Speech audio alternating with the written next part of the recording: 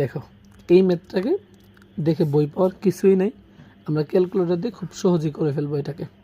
এখানে কী বলছে, √2x plus √2/x equal 3√2 হলে 2x/x² - x + 1 ইকুয়াল হোয়াট, এই মানটা তোমার থেকে চাইছে।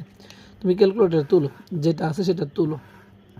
√2 x আলফা x প্লাস √2 হচ্ছে আলফা x দিয়ে হচ্ছে তুমি আলফা দিয়ে কেলে চাপ দাও, ইকুয়াল কত 3√2 না, তুমি লিখো 3√2। তখন তুমি কি করো, শিফট দিয়ে কেলে চাপ দাও, এক্স এর একটা মান তোমার কাছে আসবে, এই মানটা আসছে, ঠিক আছে।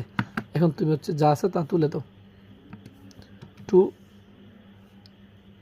শিফট এক্স বাই হচ্ছে শিফট x² মাইনাস হচ্ছে তোমার আলফা x প্লাস 1 দিয়ে ইকুয়ালে চাপ দাও।